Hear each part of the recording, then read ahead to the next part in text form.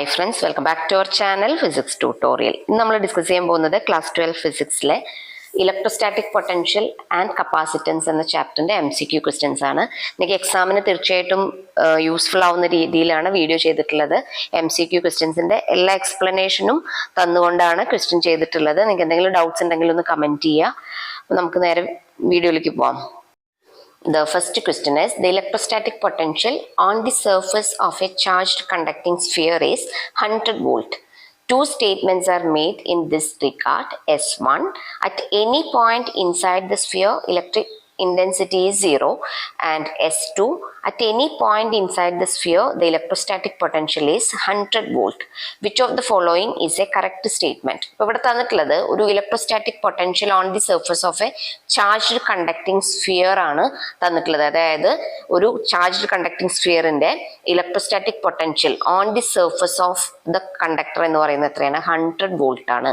ഇനി രണ്ട് സ്റ്റേറ്റ്മെന്റ്സ് നമുക്ക് തന്നിട്ടുണ്ട്. അതിലേതാണ് താഴെ തന്നിട്ടുള്ള സ്റ്റേറ്റ്മെന്റ്സിൽ കറക്റ്റ് ആയിട്ടുള്ളത് എന്നുള്ളതാണ് ക്വസ്റ്റ്യൻ. ഇതൊരു അസേർഷൻ റീസൺ ക്വസ്റ്റ്യൻ പോലെയാണ് തന്നിട്ടുള്ളത്. അപ്പോൾ ഫസ്റ്റ് സ്റ്റേറ്റ്മെന്റ് തന്നിട്ടുള്ളത് at any point inside the sphere electric intensity 0. അതായത് ഇൻസൈഡ് ദ സ്ഫിയറിൽ ഇലക്ട്രിക് ഫീൽഡ് ഇന്റൻസിറ്റി എന്ന് പറയുന്നത് എത്രയാണ്? 0 ആണെന്നാണ് ഫസ്റ്റ് സ്റ്റേറ്റ്മെന്റ്.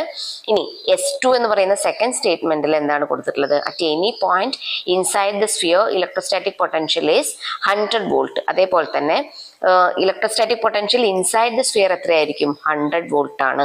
ഇനി which of the following is correct statement? Options തന്നിട്ടുള്ളത് S1 is true but S2 is false. Then option B, both S1 and S2 are false. Then option C, S1 is true, S2 is also true, and S1 is the cause of S2. Then fourth option, S1 is true, S2 is also true, but the statements are independent. അതാണ് തന്നിട്ടുള്ളത്. അപ്പോൾ ഇവിടെ 4 സ്റ്റേറ്റ്മെന്റ്സിൽ ഏതാണ് correct ആയിട്ടുള്ളത് എന്നുള്ളതാണ്. അപ്പോൾ അത് നമുക്ക് നോക്കേണ്ടത് ഓരോ സ്റ്റേറ്റ്മെന്റ്സ് കറക്റ്റ് ആണോ നോക്കണം. അതായത് at any point inside the sphere electric field intensity 0 ആണോ നോക്കണം. അതായത് E = 0 ഇൻസൈഡ് ദ സ്ഫിയർ ആണോ എന്നുള്ളത് ചെക്ക് ചെയ്യണം.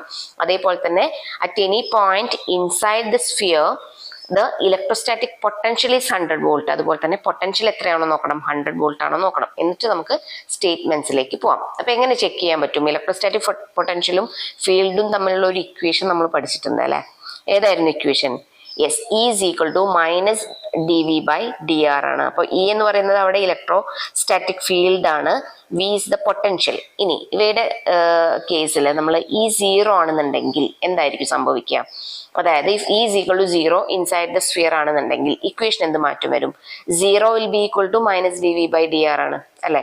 0 will be equal to dV/dr എന്ന് പറഞ്ഞാൽ അവിടെ എപ്പോഴാണ് നമുക്ക് dV/dr 0 ആയിട്ട് കിട്ടുന്നത്? യെസ്, V കോൺസ്റ്റന്റ് ആവുമ്പോഴാണ് നമുക്ക് dV/dr 0 ആവുക. അപ്പൊ എന്ത് പറയാൻ പറ്റും? അതായത് V കോൺസ്റ്റന്റ് ആണ്. അപ്പൊ ഇവിടെ തന്നിട്ടുള്ള വാല്യൂ 100 വോൾട്ട് ആണ്. So that will B same always അല്ലെ? അതെപ്പോഴും കോൺസ്റ്റന്റ് ആയിരിക്കും. അപ്പൊ നമുക്ക് എന്ത് പറയാം? E 0 ആവുന്ന കേസിൽ, അതായത് if inside the sphere electric field is 0, the potential will be A constant. അപ്പോൾ രണ്ടും കറക്റ്റ് ആണ്. മാത്രമല്ല എന്താണ്? It is the correct explanation അല്ലെ? അപ്പൊ എങ്ങനെ പറയാം? കറക്റ്റ് ആൻസർ ഏതാണ്? ഓപ്ഷൻ C ആണ്. That is S1 is true, S2 is also true, and S1 is the cause of S2. Clear ആണല്ലോ? അപ്പൊ നമ്മൾ ഈ ഒരു പോയിന്റ് എക്സ്പ്ലെയിൻ ചെയ്യുന്നത് എങ്ങനെയാണ്? ഇക്വേഷൻ വെച്ചുകൊണ്ടാണ്. വളരെ സിമ്പിൾ ആയിട്ട് മനസ്സിലാക്കുക. E = -dV/dr ആണ്. അതിൽ E 0 ആവണം എന്നുണ്ടെങ്കിൽ V എന്തായിരിക്കണം? കോൺസ്റ്റന്റ് ആയിരിക്കണം. അതായത് dV/dr = 0 എന്ന് വന്നാൽ V എന്ത് ആയിരിക്കും അവിടെ? Yes, V should be a constant. അപ്പോൾ വിയുടെ വാല്യൂ ഇവിടെ 100 വോൾട്ട് എന്ന് തന്നതുകൊണ്ട് എന്തായിരിക്കും വരുന്നത്? പൊട്ടൻഷ്യലിന്റെ വാല്യൂ എന്ന് പറയുന്നത് 100 വോൾട്ട് തന്നെ ആയിരിക്കും. ഓക്കെ, ക്ലിയർ ആയല്ലോ? The next question is, equipotential surface at a great distance from a collection of charges whose total sum is not 0 are approximately option A spheres, option B planes, option C paraboloids, and option D ellipsoids. ഇവിടെ ക്വസ്റ്റ്യനിൽ പറഞ്ഞിട്ടുള്ളത് എന്താണ്? Equipotential surface ആണ്. Equipotential surface എന്ന് പറഞ്ഞാൽ അറിയാലോ, A surface which has same electrostatic potential at every point. അതായത് എല്ലാ പോയിന്റ്സിലും സെയിം ഇലക്ട്രോസ്റ്റാറ്റിക് പൊട്ടൻഷ്യൽ ഉണ്ടാവുന്ന സർഫസിനെയാണ് നമ്മൾ ഇക്വിപൊട്ടൻഷ്യൽ സർഫസ് എന്ന് പറയുന്നത്. അപ്പോൾ ഇവിടെ ഒരു ഇക്വിപൊട്ടൻഷ്യൽ സർഫസിന്റെ കേസാണ് പറഞ്ഞിട്ടുള്ളത്. At A great distance from A collection of charges, അതായത് ഒരു കളക്ഷൻ ഓഫ് ചാർജസിൽ നിന്ന് ഒരു ഗ്രേറ്റ് ഡിസ്റ്റൻസിൽ ഉണ്ടാവുന്ന ഇക്വിപൊട്ടൻഷ്യൽ സർഫസ് എന്ന് പറയുന്നത് എന്തായിരിക്കും? Whose total sum is not zero, അവയുടെ ടോട്ടൽ സം സീറോ അല്ലെങ്കിൽ വിച്ച് ആർ അപ്രോക്സിമേറ്റ്ലി ബി, ഏത് ഷേപ്പിലായിരിക്കും എന്നുള്ളതാണ് ക്വസ്റ്റ്യൻ. നമുക്ക് എങ്ങനെ കാണാൻ പറ്റും? ഇലക്ട്രോസ്റ്റാറ്റിക് പൊട്ടൻഷ്യലിന്റെ പ്രോപ്പർട്ടി നമ്മൾ ഓൾറെഡി പഠിച്ചതാണ്. Electric field is normal to equipotential surface എന്നുള്ളത് അല്ലെ. അതായത് ഒരു ഇക്വിപൊട്ടൻഷ്യൽ സർഫസ് എടുത്തു കഴിഞ്ഞാൽ അതിനകത്ത് ഇലക്ട്രിക് ഫീൽഡ് എന്ന് പറയുന്നത് എപ്പോഴും എന്തായിരിക്കും? That will be normal to the surface. Okay, ഇനി ഇവിടെ ഉണ്ടാവുന്ന ടോട്ടൽ ചാർജ് എന്ന് പറയുന്നത് നോട്ട് ഈക്വൽ ടു സീറോ ആണ്. അപ്പൊ അതുകൊണ്ട് തന്നെ അവിടെ ഉണ്ടാവുന്ന ഒരു ഫീൽഡ് ഉണ്ട്. So that field will be perpendicular to the surface ആണ്. അപ്പൊ ആ കേസിൽ എല്ലാ കേസിലും എന്തായിരിക്കും? അവിടെ ഉണ്ടാവുന്ന ചാർജ് കൊണ്ട് ഉണ്ടാവുന്ന ഒരു ഫീൽഡ് അല്ലെ. അപ്പൊ ആ ഫീൽഡ് എപ്പോഴും എങ്ങനെയായിരിക്കും? പെർപെൻഡിക്കുലർ ടു ദി സർഫസ് ആയിരിക്കും. ഇനി മാത്രമല്ല തന്നിട്ടുള്ളത് എന്താണ്? ഒരു ഗ്രേറ്റ് ഡിസ്റ്റൻസിലാണ് ഈ പോയിന്റ് ചാർജ്, അതായത് ചാർജസിന്റെ കളക്ഷൻ ഉള്ളത് എന്ന് പറഞ്ഞിട്ടുണ്ട്. അപ്പോൾ ഗ്രേറ്റ് ഡിസ്റ്റൻസ് ആയതുകൊണ്ട് തന്നെ ആ സ്പേസ് ഓഫ് ചാർജ് എന്ന് പറയുന്നത് നെഗ്ലിജിബിൾ ആണ് അല്ലെ. അപ്പൊ ആ ഡിസ്റ്റൻസ് കൂടുതലാണ്. അപ്പൊ ആ നെഗ്ലിജിബിൾ ആയിട്ടുള്ള ചാർജുകളെ നമുക്ക് എങ്ങനെ കൺസിഡർ ചെയ്യാൻ പറ്റും? യെസ്, പോയിന്റ് ചാർജസ് ആയിട്ട് കൺസിഡർ ചെയ്യാം. ഓക്കെ, അപ്പൊ ഒരു കളക്ഷൻ ഓഫ് ചാർജസ് എന്ന് പറയുന്നതിന് നമ്മൾ പോയിന്റ് ചാർജ് ആയിട്ട് കൺസിഡർ ചെയ്യുന്നു. ഒരു ഗ്രേറ്റ് ഡിസ്റ്റൻസിലാണ് ഉള്ളതെങ്കിൽ അവിടെ എന്ത് കാണാം? Electric potential due two point charge കാണാലോ. അപ്പൊ അതിന്റെ ഇക്വേഷൻ എന്തായിരുന്നു? V is equal to 1/4πε0 Q/r ആണ്. സോ അതാണ് electric potential due two point charge. ഇനി ഇതിനകത്തുനിന്ന്, അതായത് ഈ ഇക്വേഷനകത്തുനിന്ന്, അതായത് 1/4πε0 Q/r എന്ന് പറയുന്ന ഇക്വേഷനിൽ നമ്മൾ പറഞ്ഞു എല്ലാ പോയിന്റ്സിലും എന്തായിരിക്കണം? സെയിം പൊട്ടൻഷ്യൽ ആയിരിക്കണം. അപ്പൊ അങ്ങനെ ആവണം എന്നുണ്ടെങ്കിൽ ഇവിടെ ഏത് ക്വാണ്ടിറ്റി? ക്യൂവിന് മാറ്റം വരുന്നില്ല. കെ എന്ന് പറയുന്നത് കോൺസ്റ്റന്റ് ആണ്, അതായത് 1/4πε0 കോൺസ്റ്റന്റ് ആണ്. പിന്നീട് ഏതും കൂടെ കോൺസ്റ്റന്റ് ആയാലേ നമുക്ക് സെയിം പൊട്ടൻഷ്യൽ കിട്ടുള്ളൂ. അതായത് R കോൺസ്റ്റന്റ് ആയിരിക്കണം. ഓക്കെ, അപ്പൊ ഇതിൽ ഏത് ഷേപ്പിലാണ് R എല്ലാ ഭാഗത്തും സെയിം ആയിട്ട് വരുന്നത്? യെസ്, ദാറ്റ് ഈസ് സ്ഫിയർ ആവുന്ന കേസിലാണ് അല്ലെ. അതായത് ഒരു സ്ഫിയർ ആണെങ്കിൽ അവിടെ ഉണ്ടാവുന്ന എല്ലാ പോയിന്റ്സിലും ഉണ്ടാവുന്ന ഡിസ്റ്റൻസ് എന്തായിരിക്കും? സെയിം ആയിരിക്കും. അപ്പൊ നമ്മുടെ കറക്റ്റ് ആൻസർ ഏതാണ്? Yes, that is option A. സ്ഫിയേഴ്സിന്റെ കേസിലാണ് എന്തുണ്ടാവുന്നത്? ഇക്വിപൊട്ടൻഷ്യൽ സർഫസ് അവിടെ സെയിം ആയിട്ടിരിക്കുന്നത്. Okay, now we have another question. A positively charged particle is released from rest in an uniform electric field. The electric potential energy of the charge, അതായത് ഒരു positively charged particle ആണ് which is released from റെസ്റ്റിൽ നിന്ന് release ചെയ്തു എന്ന് കഴിഞ്ഞാൽ which is moving. Okay, ഒരു uniform electric ഫീൽഡിലാണ് ഇത് place ചെയ്തിട്ടുള്ളത്. അങ്ങനെയാണെന്നുണ്ടെങ്കിൽ what is the electric potential energy on the charge? അവിടെ ഉണ്ടാവുന്ന ഇലക്ട്രിക് പൊട്ടൻഷ്യൽ എനർജിയാണ് ചോദിച്ചിട്ടുള്ളത്. Options are: Option A, remains constant because the electric field is uniform. Option B, increases because the charge moves along the electric field. Option C, decreases because the charge moves along the electric field. And option D, decreases because the charge moves opposite to the electric field. അപ്പോൾ ഇത്രയാണ് options തന്നിട്ടുള്ളത്. നമുക്ക് തന്നിട്ടുള്ള കേസിൽ ഒരു positively charged ആയിട്ടുള്ള particle ആണ് which is released from rest എന്ന് പറഞ്ഞിട്ടുണ്ട്. ഓക്കെ, അപ്പൊ ഇതൊരു ഇക്വിപൊട്ടൻഷ്യൽ സർഫസിന്റെ കേസാണ്. ഇക്വിപൊട്ടൻഷ്യൽ സർഫസിന്റെ കേസ് നമുക്കറിയാം, അവിടെ ഫീൽഡ് എന്ന് പറയുന്നത് എന്തായിരിക്കും? എപ്പോഴും പെർപെൻഡിക്കുലർ ടു ദി സർഫസ് ആണ്. ഇനി ഒരു പോസിറ്റീവ് ചാർജ് മൂവ് ചെയ്യുന്ന സമയത്ത്, അതായത് അവിടെ which is released from rest എന്ന് പറയുമ്പോൾ, അതായത് അവിടെ ഒരു ഫീൽഡ് ഉണ്ടല്ലോ, അപ്പൊ അവിടെ റിലീസ്ഡ് ഫ്രം റെസ്റ്റ് ആവുന്ന സമയത്ത് എന്ത് ചെയ്യും? ദാറ്റ് വിൽ ഹാവ് വെലോസിറ്റി അല്ലെ. അവിടെ വെലോസിറ്റി ഇൻക്രീസ് ചെയ്യും. ഇനി വെലോസിറ്റി ഇൻക്രീസ് ചെയ്ത് കഴിഞ്ഞാൽ അവിടെ എന്താ സംഭവിക്കുന്നത്? കൈനറ്റിക് എനർജി ഇൻക്രീസ് ചെയ്യും. മൂവ് ചെയ്യുന്നതിനനുസരിച്ച് അതിന് കൈനറ്റിക് എനർജി ഇൻക്രീസ് ചെയ്യും.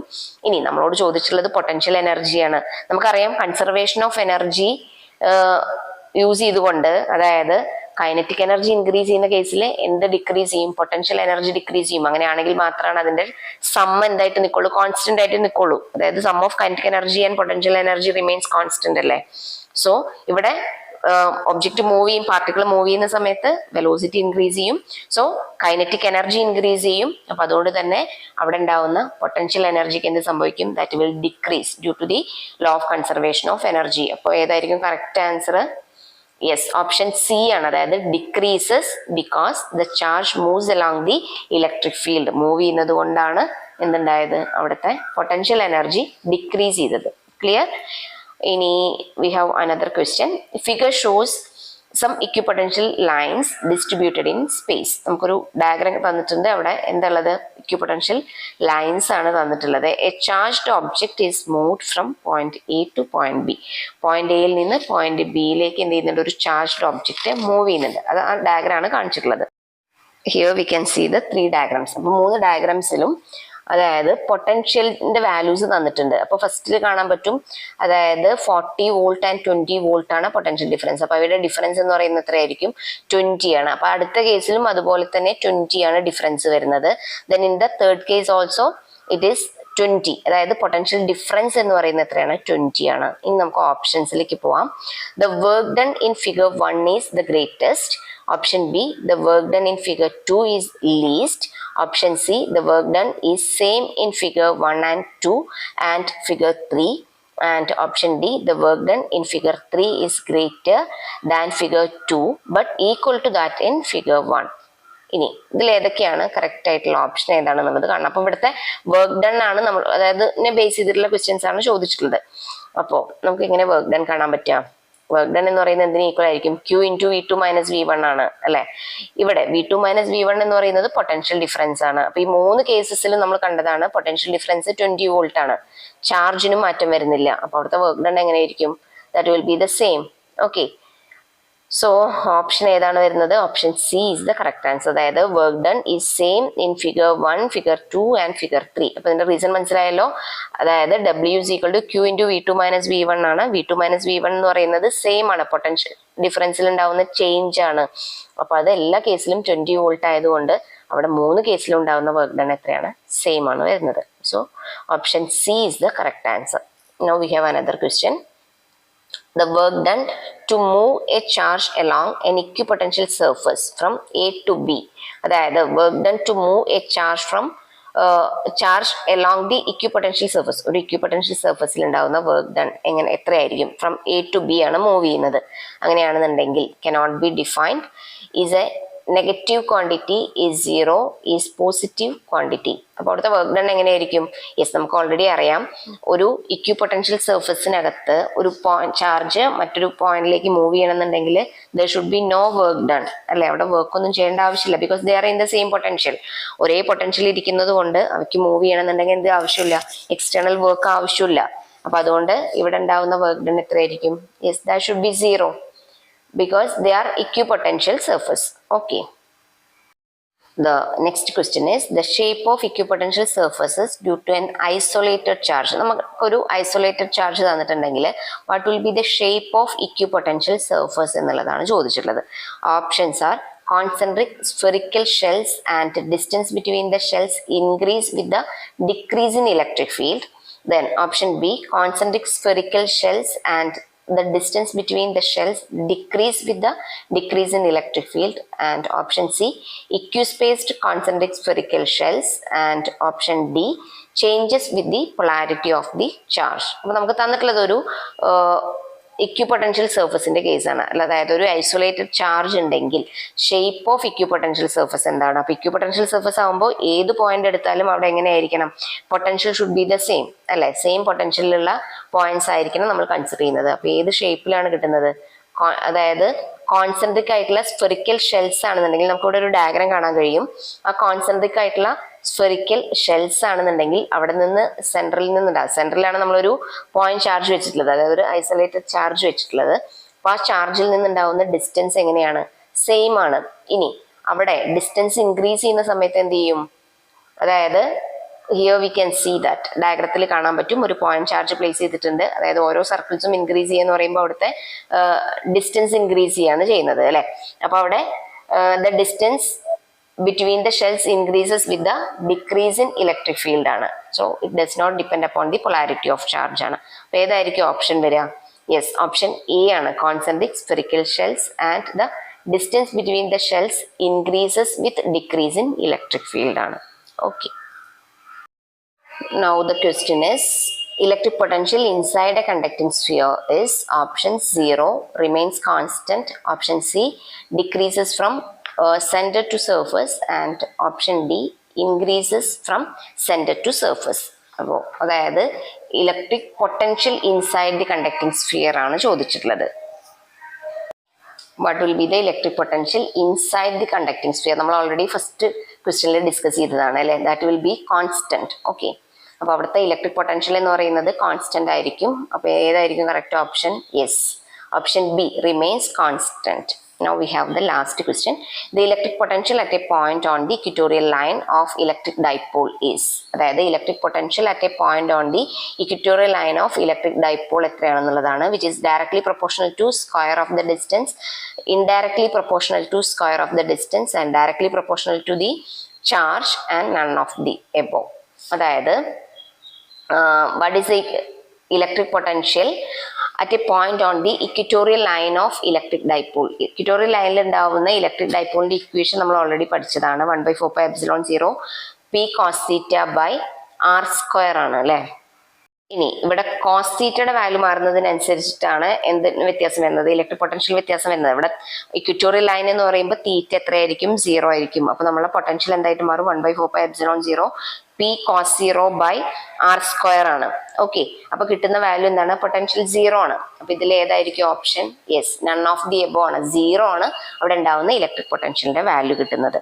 ക്ലിയർ? അപ്പൊ ഇക്വേഷൻ യൂസ് ചെയ്യാം. 1/4πε0 p cos theta by r square ആണ്. ഇനി ആക്സിൽ ലൈനിലാവുമ്പോൾ അവിടെ തീറ്റ 0 ആയിരിക്കും. ഇക്വറ്റോറിയൽ ലൈനിലാവുന്ന സമയത്ത് തീറ്റ 90 ഡിഗ്രി ആയിരിക്കും. അപ്പോൾ 90 ഡിഗ്രി വരുന്നത് കൊണ്ട് എന്ത് സംഭവിക്കും? അവിടെ ഉണ്ടാവുന്ന പൊട്ടൻഷ്യൽ 0 ആയിരിക്കും. ഓക്കെ, അപ്പോൾ option D is the correct answer, none of the above. So ഇത്രയാണ് നമ്മൾ ഇന്ന് ഡിസ്കസ് ചെയ്യുന്ന questions. Hope it is clear to you. Now we can conclude the video. If you like the video, please like, share and subscribe. Thanks for watching.